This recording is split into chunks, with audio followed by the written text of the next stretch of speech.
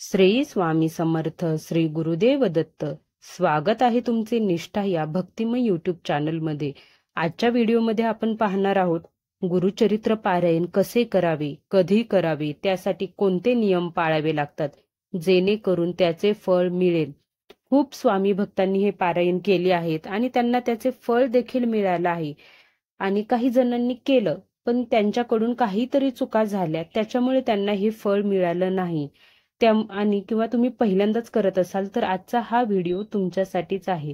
स्वामी चरित्र पारायण करायचं तुमच्या मनात जरी आलं ना तरी तिथेच ती शुभ वेळ असते, कारण लवकर कोणाच्या मनात येत नाही स्वामी चरित्र पारायण करायचं. त्याच्यामुळे कोणतेही त्याच्यासाठी शुभ मुहूर्त नाही. पण तुम्हाला जर 100% म्हणजे 100% फळच हवं असेल ना तर त्यासाठी भरपूर लोक मार्गशीर्ष महिन्यामध्ये गुरुचरित्र पारायण करतात, कारण की मार्गशीर्ष महिन्यामध्ये दत्त जयंती येते. त्याच्यामुळे तुम्ही जर मार्गशीर्ष महिन्याच्या आसपास गुरुचरित्र पारायण करायचा विचार करत असाल तर एकतर दत्त जयंतीला तुमचे पारायणाचं उद्यापन झालं पाहिजे किंवा दत्त जयंतीपासून तुम्ही पारायणाला सुरुवात करावी. हे झालं मार्गशीर्ष महिन्यासाठी. पण जर इतर वेळी तुम्ही पारायण करत असाल ना तर तुम्ही कोणत्याही दिवशी चालू करू शकता. फक्त मनामध्ये भक्ती भाव पाहिजे आणि त्यासोबत त्याच्यासाठी नियम असे काही नाहीत. तुम्ही पूजा मांडणी करून करू शकता पारायण, पूजा मांडणी नाही केली तरी चालते. कसं असतं ना, पण पूजा जर मांडली ना तर घरात एक वातावरण छान निर्माण होतं. त्याच्यामुळे पूजा मांडणी करून केलं की आपलं मन लागतं समोर स्वामींचा फोटो. ती पूजा मांडणी पाहून एकदम चेहऱ्यावरती आपल्या आनंद राहतो. त्याच्यामुळे शक्यतो पूजा मांडणी करून करा. पण तुमच्याकडून नसेल पूजा मांडणी करून होत तरीही चालतं. स्वामींना फक्त तुमचा भक्ती भाव हवा आहे आणि त्यांच्यावरचा विश्वास हवा आहे. बाकी अजून सगळ्यात महत्वाचं जे आहे ते आपल्याला या 7 दिवसामध्ये नॉनव्हेज खाणं टाळायचं आहे. कोणतंही पारायण करताना आपल्याला नॉनव्हेज खायचं नाही.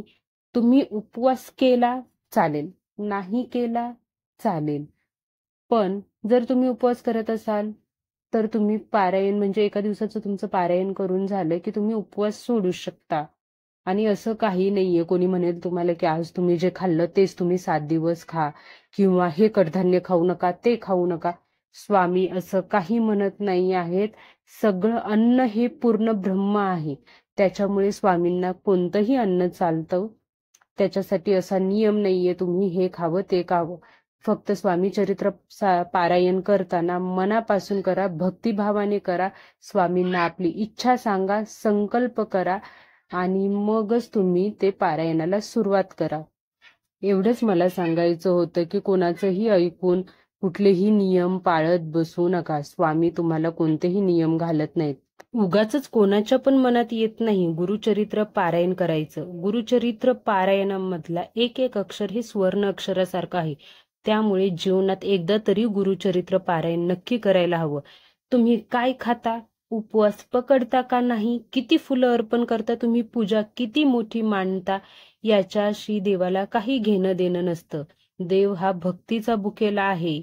त्याच्यामुळे तुम्ही मनापासून श्रद्धेने पारायण करा.